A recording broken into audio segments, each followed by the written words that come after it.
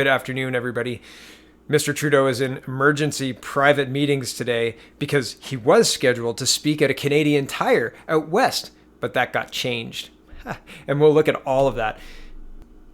But first, you have to understand, this is unprecedented in Canadian politics. Usually, if somebody leaves cabinet in a way like Jody Wilson-Raybould, there's a crossing the floor, there's more stuff that happens. This was kind of this is a big event, make no mistake. The implications of which are still, and the fallout of it are still being figured out. We don't actually know.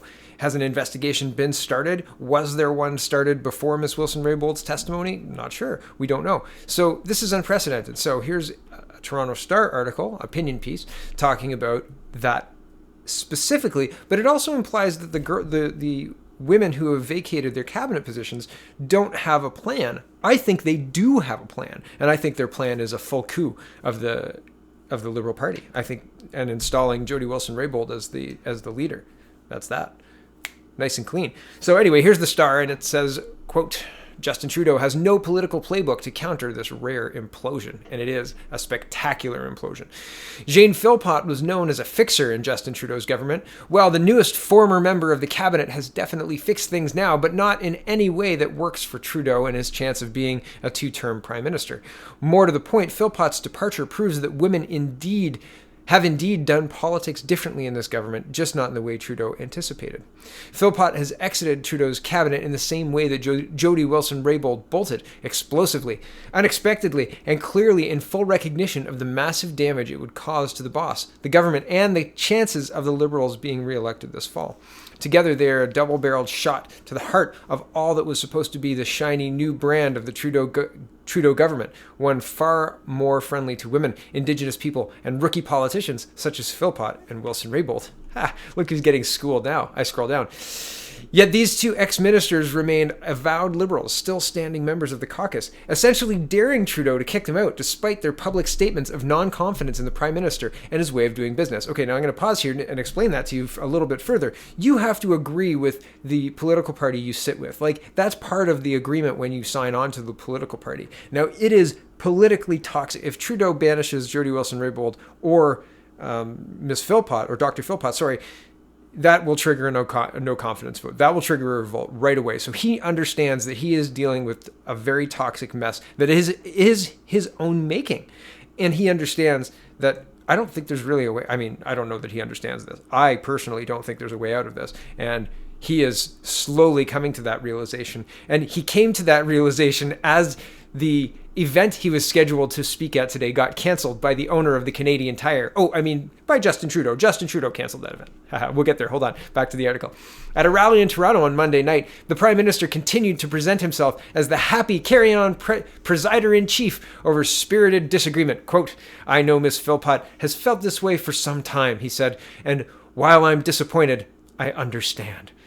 That minimalist reaction might work if one sees this departure, to cite Oscar Wilde again, as merely unfortunate and not carelessness, nor does it seem adequate to the unprecedented nature of this cabinet-level erosion of confidence. On this one, Trudeau has no playbook to consult, no tried-and-true tactics to counter an implosion of this magnitude or rarity. Nothing he has done to date has contained this scandal, and not even the loss of his principal secretary and right-hand man, Gerald Butts, and what's been done to date, or not done, may have only made it worse. Whatever Butts was planning to say on Wednesday at the Commons Justice Committee in defense of Trudeau's handling of the SNC-Lavalin affair, it is no doubt under serious revision now. This isn't he said, she said anymore. It's he said, they said, and it's not just double trouble, but a crisis increased vastly more than twofold. Yes. So this goes from hearsay to corroborated hearsay, right? Like, this is like, oh yeah, this is a problem. Back to the article.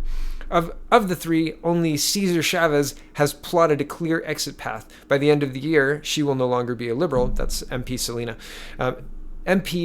She will no longer be a Liberal MP. Philpott and Wilson-Raybould are blazing a very different entirely unpredictable trail for themselves and for their government. How exactly do they intend to continue to sit in a caucus led by a prime minister in whom they have no confidence? If they do run in the next election as Liberals, how does that work? No political science textbook covers this possibility. New ones may have to be written. Well, here's my speculation, guys. Like they're gonna run a full coup, and they're gonna run as the leader of the Liberal Party and probably the AG. Nah, she'll probably just give Philpott back her cabinet position.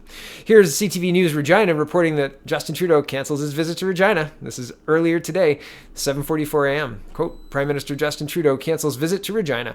Prime Minister Justin Trudeau has cancelled his visit to the Queen City on Tuesday. Trudeau was scheduled to speak at a Canadian Tire in South Regina on climate change incentive rebates, as well as appear at an event at the Co-Nexus Arts Centre. The event has been postponed to a later date, the Liberals said on Tuesday morning.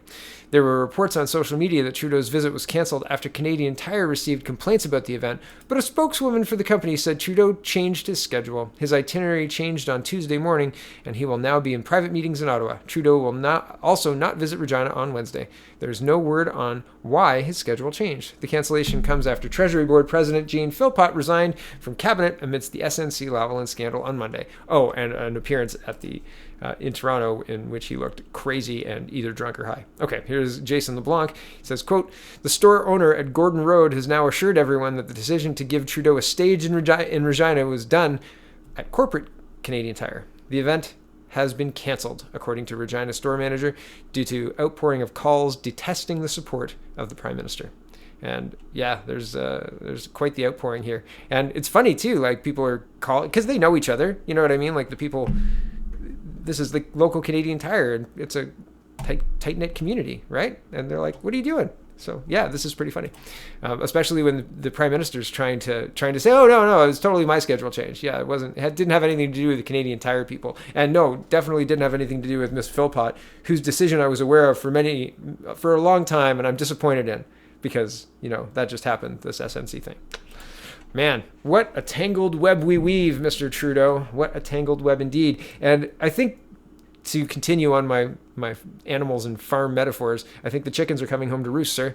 I think you see this government fall before election, or either the government falls before election, or you lose leadership of the Liberal Party and they install somebody else, much to your chagrin. I think you have lost the confidence of your caucus. I think you've lost the confidence of the Canadian people. I don't think there's anybody who still has confidence in you.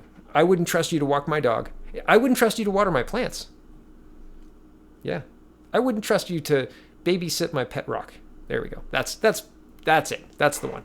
Okay. Thanks for watching, everybody. Have a wonderful, wonderful day.